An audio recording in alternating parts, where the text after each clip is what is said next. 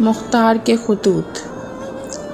معلم نے گھر آ کر سفر کی تیاری کی اور حاجیوں کے لباس سے ملبوس ہو کر ابن زیاد کے پاس گیا اور کہا، میں نے نظر کی تھی کہ جب قید سے رہائی پاؤں گا تو بیت اللہ کی زیارت کروں گا، اب اپنی نظر پوری کرنا چاہتا ہوں۔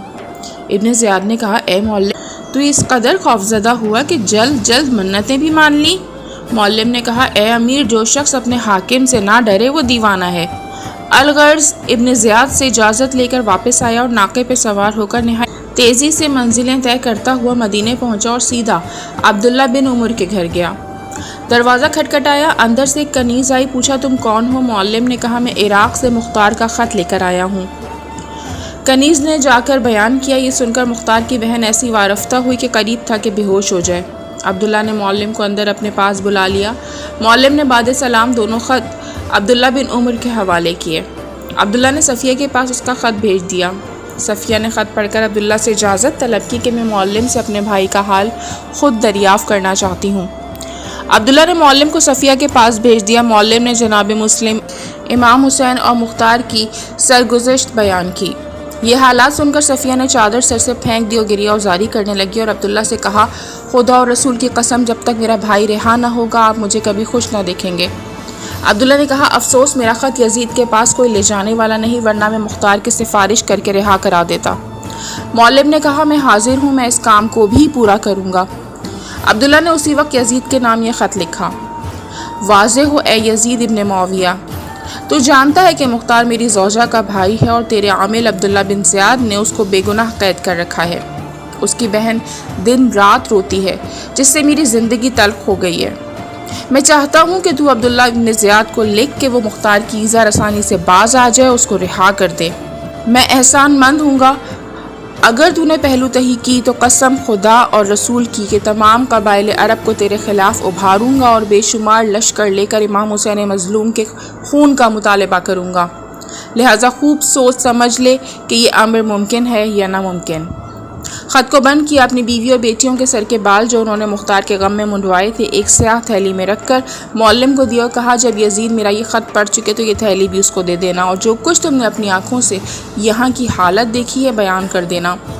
پھر 1000 درہم زاد راہ کے لیے حاضر کیے، مگر معلم نے نہیں قبول کیا اور کہا، میں یہ کام صرف خدا اور رسول کی خوشنودی کے لیے کر رہا ہوں، خدا نے مجھے بہت کچھ دے رکھا ہے۔ الغرض معلم خط لے کر دمشق کو روانہ ہوا۔ وہاں پہنچ کر ایک سبزی فروش کی دکان کے قریب ٹھہرا اور ہر روز یزید کے محل کے دروازے پر جاتا، مگر اندر جانے کی کوئی صورت پیدا نہ ہوتی۔ اسی طرح 18 روز گزر گئے۔ آخر سبزی فروش نے پوچھا کہ تم کو 18 روز سے دیکھتا ہوں، مسجد میں بھی تم نماز میں شریک رہتے ہو، مگر تمہارا حال کچھ ظاہر نہیں ہوا کہ تم یہاں کس غرض سے آئے ہو، کچھ بیان کرو تو تمہاری حاجت روائی کی کوشش کی جائے۔ معلم کو اندیشہ ہوا کہ اگر اس سے اپنی غرض بیان کر دوں تو ایسا نہ ہو کہ کام بگڑ جائے، شاید یہ بھی دشمنوں میں سے ثابت ہو، مگر سبزی فروش محب اہل بیت تھا۔ اس نے کہا، اے عراقی، قسم ہے حسین شہید کربلا کی کہ اگر تیری حاجت روائی میں میری جان بھی کام آ جائے تو دریغ نہ کروں گا۔ معلم نے احتیاطاً پہلے اس کا عقیدہ معلوم کر لینا مناسب سمجھا، اس لیے صاف طور سے پوچھا کہ بھائی پہلے اپنا عقیدہ بیان کرو۔ اس نے کہا، بنی مروان، بنی امیہ اور خاص کر یزید پر لعنت کرتا ہوں۔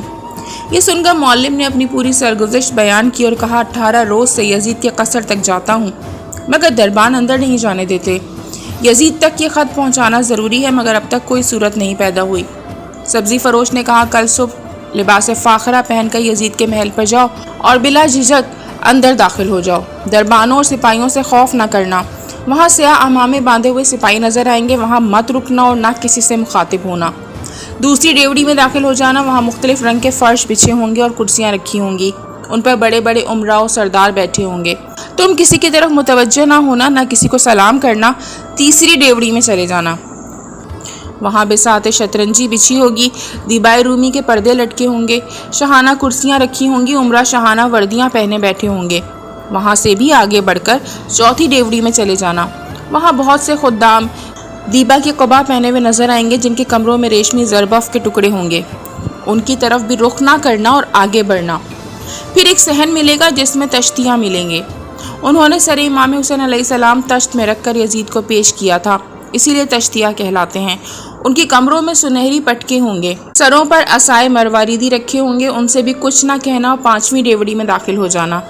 وہاں دیبائے رومی کے فرش بچھے ہوں گے، جس وقت یزید حمام میں جاتا ہے تو اسی فرش پر سے گزرتا ہے، تم وہیں بیٹھ جانا۔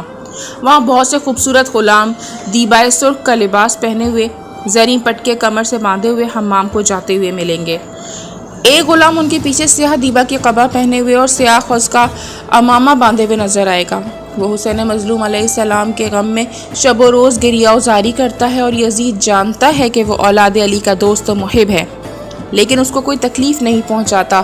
وہ غلام دن کو روزہ رکھتا اور شب کو نان جویں اور سرکے سے افطار کرتا ہے، کمر بند بن کے بیچتا اور اپنا گزارا کرتا ہے۔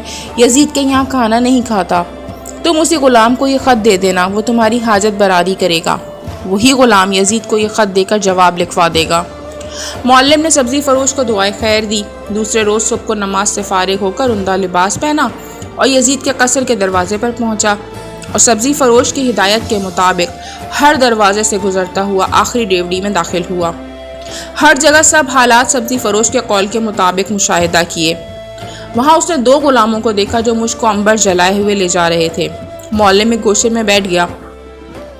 پھر ایک ترکی غلام کو سیاہ لباس پہنے ہوئے آتے دیکھا، اٹھ کر اس کو سلام کیا۔ اس نے معلم کو دیکھتے ہی کہا، اے عمیر حمدانی، خدا تیرا آنا مبارک کرے اور تجھ سے رنج و غم رفع کرے۔ 18 روز سے تیرا انتظار کر رہا ہوں، تو اب تک کہاں رہا؟ معلم کو یہ سن کر حیرت ہوئی اور پوچھا، آپ کو میرے حال سے کس نے مطلع کیا اور میرا نام کس نے بتایا؟ آپ کو حسین مظلوم کی قسم بتائیے۔ نام حسین سنتے ہی غلام رونے لگا اور کہا، جس روز تو دمشق میں آیا اسی شب امام حسین علیہ السلام نے خواب میں مجھ سے فرمایا کہ تو نے دنیا چھوڑ کر بہشت اختیار کی ہے۔ میرا ایک دوست عمیر بن عامر حمدانی ایک خط یزید کے نام لے کر آ رہا ہے، جس وقت وہ تیرے پاس پہنچے ہماری حرمت و محبت کی رعایت کرتے ہوئے اس کی حاجت پوری کر دینا۔ میں اسی روز سے تیرا منتظر ہوں۔ کل شب کو پھر میں نے حضرت کو خواب میں دیکھا۔ ان حضرت نے مجھے آگاہ کیا کہ کل عمیر تیرے پاس پہنچے گا، اس سے کہہ دینا کہ میرے جد امجد تیری شفاعت کریں گے اور میرا اور تیرا حشر انہی کے ساتھ ہوگا۔ معلم یہ کلام سن کر بہت رویا اور کہا، خدا کا شکر و احسان ہے کہ میری خدمت قبول ہوئی۔ اسی اثنا میں یزید پلید حجرے سے باہر آیا۔ خدمتگار اس کے آگے پیچھے چل رہے تھے۔ وہ ملون سیاہ رنگ دراز کا تو دبلا پتلا تھا۔ وہ ترکی غلام اس کے قریب گیا، اس کے ہاتھوں کو بوسہ دے کر کہا، اے امیر، آپ نے مجھ سے کہا کہ ہر روز تیری ایک حاجت پوری کروں گا۔ میں نے اب تک کوئی حاجت پیش نہیں کی، آج ایک حاجت لایا ہوں، اور وہ یہ کہ اس خط کو پڑھ کر ابھی جواب لکھ دیجئے اور نامہ لکھنے والے کی خواہش پوری کر دیجئے۔ یزید نے خط پڑھ کر کہا، یہ عبداللہ بن عمر کا خط ہے، اس نے اپنی بیوی کے بھائی مختار کی سفارش کی ہے۔ غلام نے کہا، درست ہے۔ یزید نے پوچھا، خط کون لایا ہے؟ اس کو میرے سامنے پیش کرو۔ غلام نے معلم کا ہاتھ پکڑ کے یزید کے سامنے پیش کر دیا۔ یزید نے معلم سے پوچھا کہ سچ سچ بتا، امام حسین کا مارا جانا تجھ پر گراں گزرا یا نہیں؟ اس نے کہا، میں ایک مزدور ہوں، عبداللہ بن عمر نے مجھے 10 دینار اجرت دے کر بھیجا ہے، مجھے ان باتوں سے کیا واسطہ؟ یہ سن کر غلام درمیان میں بول اٹھا، اے امیر، ہمیں اس کے مذہب سے کیا واسطہ؟ وہ جانے، اس کا مذہب جانے۔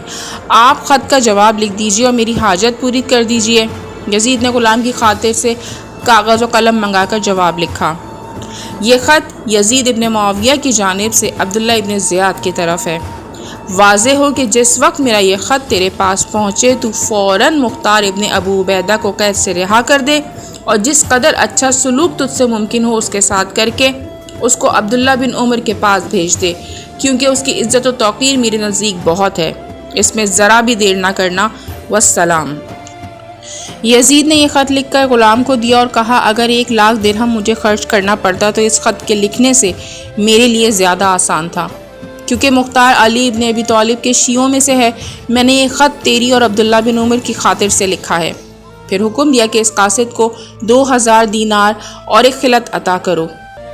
مختصر یہ کہ ابن زیاد کے حکم سے مختار قید خانے سے رہا کیے گئے، ان کو غسل کرا کے پاکیزہ کپڑے پہنائے۔ پھر ابن زیاد نے حکم دیا کہ مختار و معلم کو کھانا کھلاؤ۔ کھانا سامنے آیا تو مختار نے کھانے سے انکار کیا۔ معلم نے پوچھا تو کہا کہ یہ ظالم امام حسین علیہ السلام کو مظلوم و غریب الوطن کر کے شہید کریں اور شاد و خرم زندگی بسر کریں، اور میں ان کے دشمنوں کا کھانا کھاؤں؟ یہ نہیں ہو سکتا۔ غرض معلم اور مختار دونوں بغیر کھانا کھائے ہوئے کھڑے ہو گئے۔ ابن زیاد نے مختار و معلم کو خلعت دیے۔ مختار نے خلعت پہننے سے انکار کیا۔ باہر آ کر سوار ہوئے معلم سے کہا تم کو اب کوفے میں نہیں رہنا چاہیے، ایسا نہ ہو کہ یہ ظالم کسی ہیلے سے مار ڈالیں۔ جس جگہ قیام کرو میرے آنے کے منتظر رہو اور اپنی حفاظت سے غافل نہ رہو۔ میں انشاءاللہ بہت جلد شیعان امیر المومنین علیہ السلام کو جمع کر کے ایک لشکر عظیم تیار کروں گا اور دشمنان اہل بیت میں سے ایک ایک کو قتل کروں گا۔ پھر 2 تھیلیاں روپیوں کی اور ایک خلعت معلم کو دے کر رخصت ہوئے۔ معلم بنی کندہ کے قبیلے میں جا کر مقیم ہوا۔